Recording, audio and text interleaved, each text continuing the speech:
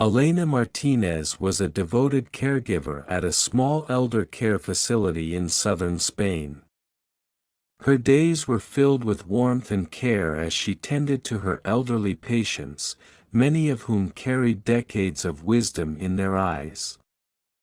Despite her deep connection to her work, Elena couldn't help but feel a sense of limitation.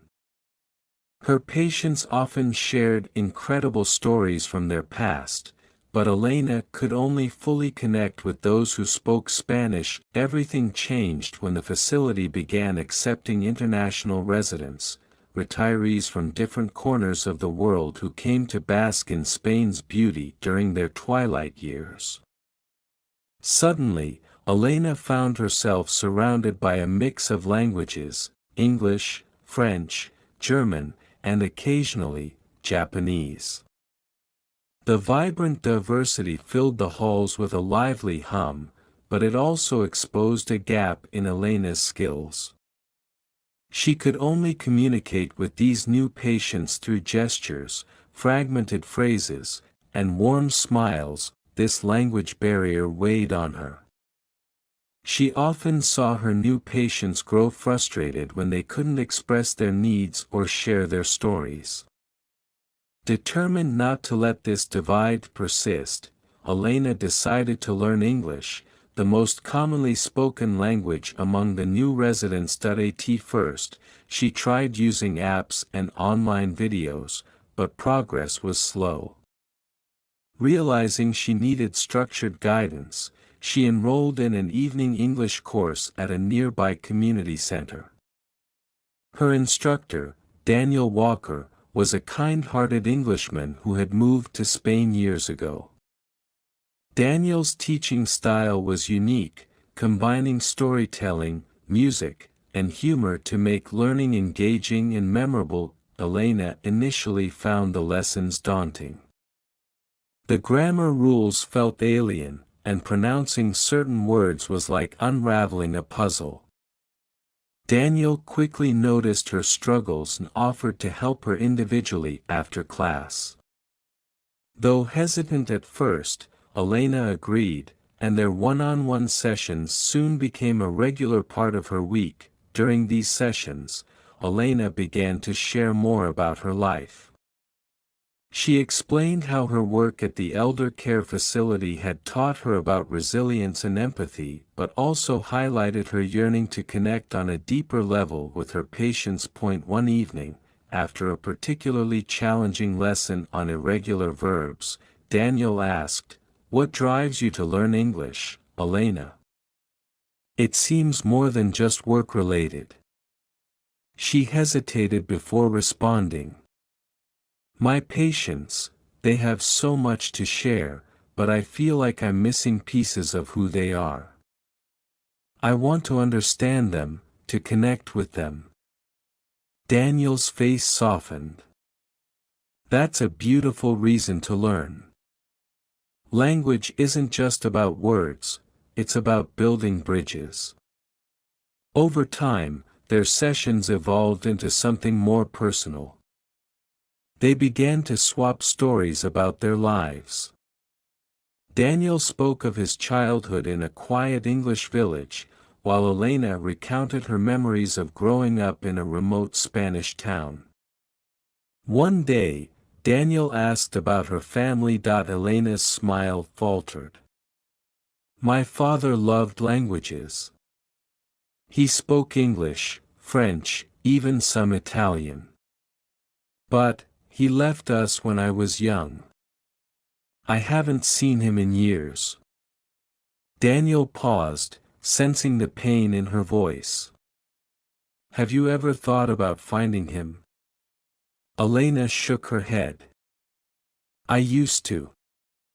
But as time passed, I told myself it was better to leave the past behind." Their lessons continued, and Elena's English improved steadily. Her confidence grew, and she began to have conversations with her international patients. Each story she uncovered felt like a small victory. Yet, Many of these stories also mirrored her own experiences of loss, longing, and resilience. One day, while talking to Margaret, an elderly woman from Scotland, Elena mentioned her father. He was a linguist, I think. But I don't know where he is now. Margaret leaned in, her eyes sparkling with wisdom. Sometimes, the answers we seek are closer than we realize. Have you tried searching for him? Elena couldn't shake Margaret's words. That evening, she opened up to Daniel about her lingering questions. He encouraged her to start small, perhaps with old letters or family records that in her mother's attic. Elena found a dusty box filled with mementos. Among them was a stack of letters written in English. With Daniel's help, she translated them. The letters, written years ago by her father, spoke of his regret for leaving and his desire to reconnect. They revealed that he had moved to London and later to Canada. Encouraged by Daniel, Elena wrote a letter to the last known address. Though weeks passed without a reply, she felt a sense of closure simply by reaching out. During this time, her relationship with Daniel deepened. They began spending time together outside of lessons, exploring the town, sharing meals, and discussing their hopes for the future. Elena found herself looking forward to their moments together, her feelings growing beyond mere friendship. One evening, while walking by the seaside, Daniel finally confessed, "Elena, I think I've fallen for you. But I don't want to complicate things. You need to find your father first." Elena's emotions were a swirl of gratitude and confusion. Before she could respond, her phone buzzed. It was an email from her father. The message was brief but heartfelt. He was living in Toronto and wanted to reconnect. With Daniel's support, Elena embarked on a journey to Canada. Meeting her father was a profoundly emotional experience. They spent days together, bridging years of silence and misunderstanding. Her father explained his choices, apologized for his absence, and shared stories of his life. When Elena returned to Spain, Daniel was waiting for her at the airport. Their reunion was quiet but filled with unspoken understanding. Elena realized she had found more than just a teacher.